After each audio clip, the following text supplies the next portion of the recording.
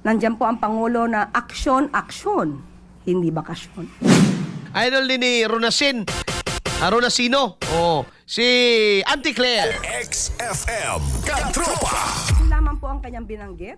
Pero makikita po natin, sa ngayon, it appears nowadays that the President and the Vice President do not share the same views. Unahin po natin, ang Pangulo po ipinaglalaban ng karapatan ng bawat Pilipino at interes ng Pilipinas sa West Philippine Sea. Nandiyan po ang Pangulo na aksyon, hindi bakasyon.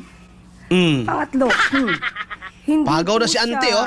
ang Pangulo o isang liderato na naninira at nagbabanta sa buhay. Pinapahalaga niya po ang buhay ng bawat Pilipino. At wala po siyang kilalang assassin. At hindi rin po niya kinukonsinte ang fake news. So, marami po silang pagkakaiba. Sige. At pinapapanagot ang dapat na managot, Mhm. lalong-lalo na yung patungkol sa ghost projects at sa flood control mess Okay. na hindi nangyari noong nakaraang. Sige. Balik. Usa-usaho na to. Yun po ba yung mga specifically na pinangangambahan ng Pangulo na baka maging polisiya kung sakaling siya po ay mag-succeed? Wala siyang particular na sinabi. Pero, malalaman natin sa kanyang interview na ang gusto niya ang mangyari ay managot ang dapat na managot. Mhm. Yun lamang po ang kanyang binanggit. Pero makikita po natin, sa ngayon, it appears nowadays that the President and the Vice President do not share the same views. Unahin po natin, ang Pangulo po ipinaglalaban ng karapatan ng bawat Pilipino Okay. at interes ng Pilipinas Ay, sa West sagab. Philippine Sea. Ang Pangulo po ay pinaglalaban ang karapatan ng bawat Pilipino. Maton ingon Auntie Claire. Stop sa kanila lang, no? Ang Pangulo daw ipinaglalaban ang karapatan ng bawat Pilipino. Kay ingon siya nga it appears nga karon, no? May muntag nimo diha BBM supporter Jerry Alvarez, no? Welcome sa show, no? Amo kang i-welcome diri, no? Malipay kog naa ng mga mo comment diya may gala nga mga tauhan BBM or mga supporter ni BBM. Oh. It appears ko no nga ingon ni Auntie Claire nga managlahi na kuno ang baruganan o panglantaw, natural. Katropang Arnel Cortez. Pagkahuman pa man sa tanan, gusto nimo nga mukuyog pagyapon si Sara diya sa imo? After all, human sa traidoran laglagan? Human nimo ipakulong iyang amahan. Bisag ga mugana ang balaod sa Pilipinas. Human nimo gipadala ang amahan dito sa dahig. Gusto nimo nga pareha pa mog view? Nayabag ka? O yabag lang yung kakaklase nga pagkatao ka? Sige, padayon Gab. Yan po ang Pangulo na aksyon, Aksyon. hindi bakasyon. Okay. Pos. Aksyon, hindi bakasyon. So gusto nimo nga samtang katrabaho sa BBM, magsunod-sunod sa si Sara, magtrabaho-trabaho sa? Una, ang kanang iyang mga lakaw dito sa Netherlands, ug asa man na niadto, gipananghid sa bayan sa Malacanang. Ano ikasakit, mulakaw na kag imo. Pwede ba di ay nga si BP Sara mo imo state visit? Claire, tarunga dagog isip, Claire, be. Ayamig binuangi ba? Oh.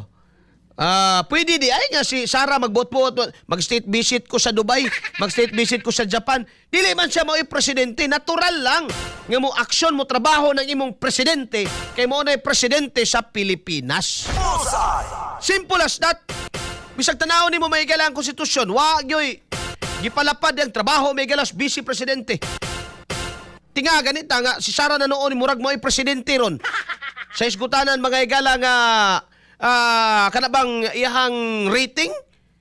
Si Sara na noon may igala mo murag presidente katanan isyu sa iya gibato. Diba? Supposed to be mga igala, anak man na sa administrasyon kasi gaduma. Wa ka nagtanaw ron. Ang administrasyon, mga igala, murag mo na oposisyon. Kaya sigig himog isyo, sigig pangitag isyo, batok may igala sa usa ka tao. No? Nga, kung imong butsubayon mga igala, dili ba ka pwedeng maningil og daghan sa vice presidente kay, nga no? ang iya mismong posisyon mga higala, kanang Vice Presidente kas Pilipinas, magpaabot raman ka mga higala, kano sana mawa na. Tinuod man na, bonus na lang na mga higala, kung hatagan kas presidente nimo, kung maayo pa mong kung wa pa mo nabungkag, bonus na kung patrabahoon ka as part of the cabinet.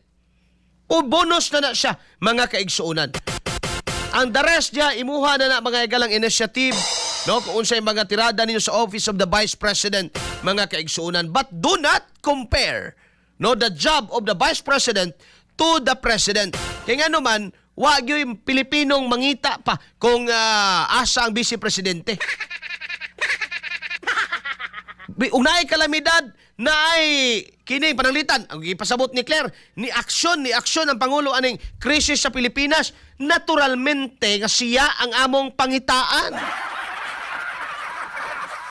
Sa pagmahal sa presyo may galas petrolyo, pagmahal sa bugas, pagmahal sa uban pa may gala baga basic commodities, dili mi bumbuang Claire nga mangita mi kang Sara. O dili mi hanggaw nga si Sara among singlan, Sara, nganong mahal maning bugas? Nya sa iyang side as Vice President, and labi na karon nga dili na sila may gala align ang ilahang political outlook o ilang views bagay igsoon. Ang kumuhimo si Sara, mahog siya bida-bida diya. No? Mahog siya diya may galag pabida nga di niya trabaho siya gyud nudut yung trabaho gyud. Pabaratohon ang bugas, hatagan ang mga kuan ay address ang problema sa mga Pilipino. Dili niya na trabaho. Bullseye! Bullseye! Kabalo ka anak, Claire, abogada gug ka. Kabalo ka anak, anong ikumpara man nimo? Nga ang pangulo umaaksyon, ang ibang leader ay nagbabakasyon. Pakialam mo dyan. No? Pakialam ni mo diha. Tinood bito na mga katropa mo. Ayaw din ikumpara oy. Kamong mga BBM supporters. Nga ito ang pangulo namin nagtatrabaho. Dapat lang. Ngayon naman, siya ang among singlanan. Siyang nai-control sa tanang executive department, sa pagkaon na to, sa Department of Agriculture, no, sa presyo may gala sa mga palaliton, DTI, sa kini may gala gisgutana, gasolina, Department of Energy, sa krisis sa Pilipinas, sa mga pangitabo sa peace and order, dili mi pwedeng maningil sa Vice Presidente nga naman. Nothing in the Constitution nag-ingon nga atong singlan ang Vice Presidente sa pangitabo sa krisis, whatever. Eventually, may gala ang trabaho niya diya, magpaabot ang yung kanusa na mo hutdag gininhawa may gala ng Presidente. So do not compare. Mali ang comparison ni mo, Auntie Claire. Muna kay Duterte man, hala, banat ka banat. Duterte.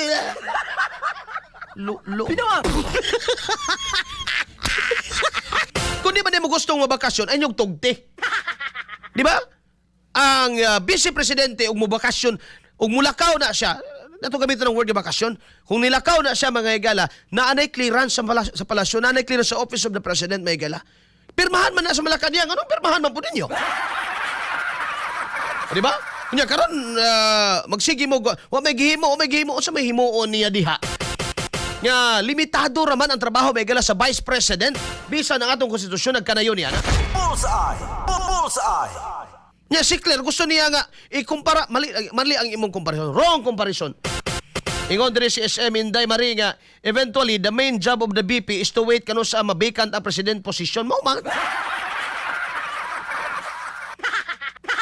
No, niagi man jud mo ka presidente anang classroom. Tanawa daw ninyo kung sa gihimo kisay mag-ulo-ulo anang mga amutan. Kanang mga tawag ana kanang mga foundation day sa eskwelahan, no? Kisa may mag-ulo-ulo ana. Pangulo, ang presidente, class president, ang vice presidente, ay sus, class president, tao-tao na humayan. Tinuod na, no, bisa na atong konstitusyon, tanawa daw, limitado lang ang gihatag nga trabaho may gala sa vice president. Additional na, kung maayo mong buot ng imong presidente, nagkauyon mo, pwede kang tagaan niya parte niya sa kabinete, pwede ka nga part sa iyang administrasyon, pero pwede na siyang kaayong dili. Bullseye! Ngayon naman, na because of kini may galang kanabang ginatawag na to mga galang succession, no? and mga butang mga higala nga gitan-aw sa atong konstitusyon nga pwedeng mahitabo mamatay man jud ang tao.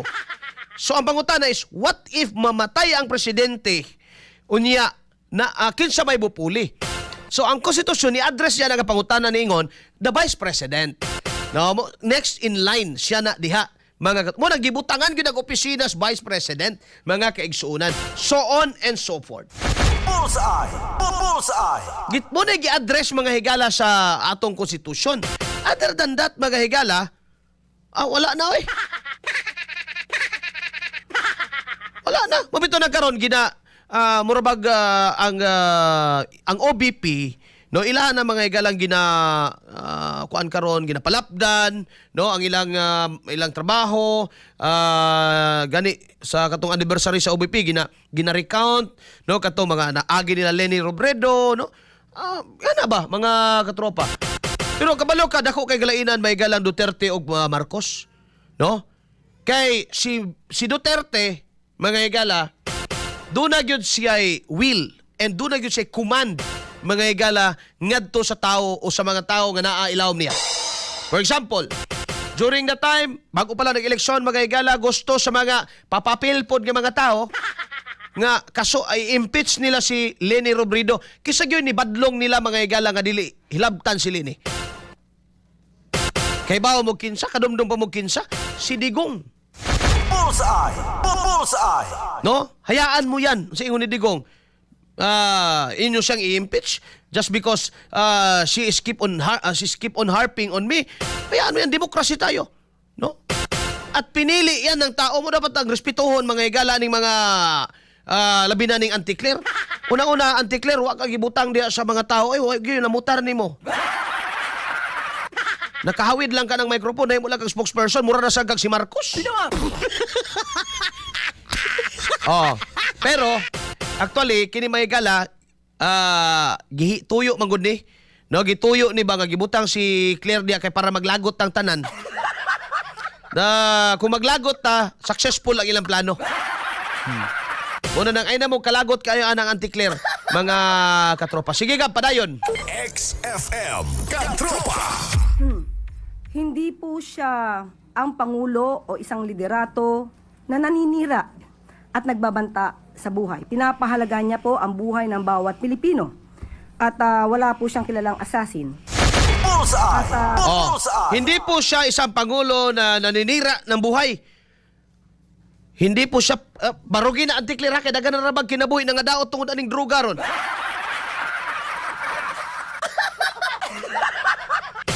Barugi yun na anti-Claire. Dili daw siya usa ka presidente nga naninira ng buhay mga kaigsunan. Halabe? Nung sao man nato ni mga higala ning daghan namang nga-addict ron. Naunsa day ni sila. Padayon ka, padayon. XFM Katropa. Hindi rin po niya kinukonsinte ang fake news. Stop. marami silang pagkakaiba. Hindi daw ni BBM kinukonsinti ang fake news. Mali! Bakit? Nandyan ka pa!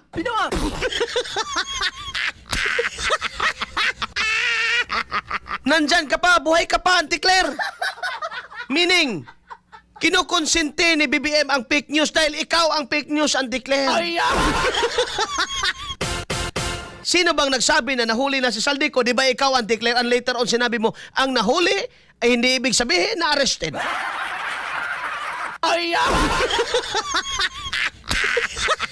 Many times nga maglagot ang tao samot sa administrasyon ni BBM because of you. Mali. Mayon siya ka, hindi ko kinukonsinti ni PBBM ang fake news. No! Kinukonsinti niya ng malala kasi nandyan ka pa, auntie. Go ahead, Gab. XFM Katropa. Abante. Hindi rin po niya kinukonsinte ang fake news. So, marami po silang pagkakaiba. At pinapapanagot ang dapat na managot, lalong-lalo na yung patungkol sa Ghost Project. Okay, stop. XFM Katropa. Pinapanagot daw ni BBM ang dapat managot lalong-lalo na sa Ghost Project sa flood control. Who are you referring? Si Sara Diskaya? Kana lang? Si Curly Diskaya ang bana?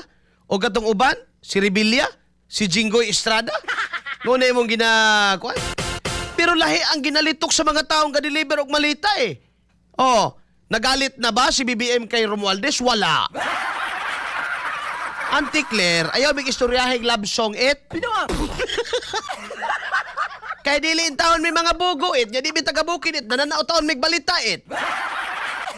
Basig nagtuo ni si Auntie Claire kining taga Mindanao way internet. Ay. Gibuguan na yung kanamo. Pinapanagot ko no ni BBM ang lahat ng mga nasan si Ulaybar? Nasan si Adrian Bersamin? No, nasan si Amina Pangandaman? Asa si Guardiola, si Jojo Cadiz, ang 26 ka mga kontraktor, asa sila? Diba? Mao pa'y mga hawod karon kato mga congressman nga identifikado nga mga kontraktor nga mga buayang dagko. Oh. Yun ba ang ibig sabihin ng pinapanagot? Pinapanagot ba talaga, Auntie Claire? Kaya yara ng baba nimo. XFM Katropa. Si Digong during the time, di na lang ako i-mention kay na-interview ba na ako ni Dirigab. No? Naay usa ka abogado mga higala nga giintriga si Leni kay ngano kunong si Leni Robredo sa una nangayo og donation or nag-campaign donation drive from the private sector. Gisita mga higala og matod pa kasuhan daw si Leni. Unsay gihimo mga higala ni Digong? Isa duha ra gyud ka pulong mga higala. Ha? Duha ra gyud ka pulong giingon ni Digong. Fire him. Oh, kailangan siya kuan eh. Fire him. No? Kailangan kuan eh kay parehas network gigikanan na ni. Oh. Kamiting pa mi ani may gala during that time, kamiting pa mi sa pinasa ng hotel gani diri sa dapit sa kuan gani SM Inday kining diri sa tawag gani oy kining Abrisa na may hotel diha. Nga kuan na nagka-meeting pa mi diha. Gitanggal siyang di ko nga naman. Gusto man niya nga, anang will. No, samok-samok ra ka sa administrasyon. Oh. How about, kuan? No, how about BBM? Oh, sige. Na may mga nadiskubrihan. Pinapanagot mga Ghost Project. Katong sayang anak dito sa Ilocos Norte, mga igala nga mga haligiray na barog, na okay na to. Oh, media. O sa ba diya, ABS, GMA, o sa ba mo diya, bilyonaryo. Nagbalita sa mo ato? Wala, no? No? Wala. Oh. Di ba? Yan ba ang pinapanagot? Karon pananglitan mga igalag, ako'y bunuan. No? Si Kwan ba? Former DPWH Secretary bunuan mga igala. Priso man siya. In fact, mga igala, gidag ospital, oy. Kay na high blood. Wa ka tumar og Santon plus gold. Na high blood, diabot og 190 mga igalang dugo. Bullseye. Oh, musugot ba lang ka bunuan? Ikaw karon ang muto umong si bunuan may gala matawag na tog mastermind kay siya mga igala maoy secretary kanhi sa Department of Public Works and Highways. Ako di ko mutuo na may gala. Alipuris ra ka pag naa ka secretary ka may gala. Pwede siguro ka magfocus na ginagbay pero when it comes to billion and trillion may gala in such a large amount of money mga igsoon, there must be someone na naganabenepisyo gigamit ka ra. So, ang panawagan na to, may gala aning ang bunuan karon kung igamit lang ka, kanta na lang nung. No, kanta na lang sir. Tarungag kanta sir. No kanang with etcho. Tarungag kanta sir ka puslan man di ba? Musugot di ka nga ikaw ray mapriso na total tiguang ka naman. No? Hatagi na lang bili ng imong kinabuhi nga at least sa the twilight sa imong kinabuhi. Kilom-kilom sa imong kinabuhi. Makabuhat kag maayo para sa mga Pilipino. Ibulabog na! Bullseye. Kauban si Katropang Arnel Cortez. Bullseye. Ingon si Real SSMFI. Katrobang Arnel, apil ra ba ni sila Buying Rimulya, Junbic Rimulya sa listahan ni Saldico nakadawat og malita. Yun nga kana gani. Oh, pinapanagot man daw ni BBM mo maingon ni Auntie Claire. Oh. Nya isa pa may galang mali ni Auntie Claire aning argument. Gusto niya ipagawas nga si BBM pinapanagot ang mga kuan kono sa flood control. O sa gusto din mo si Sara sad mo yung sa ako mag-imbestiga po ko sa flood control. So may labot niya diha. Dobe? So may labot niya diha. Bullseye. Bullseye. Wag yung ka-clear.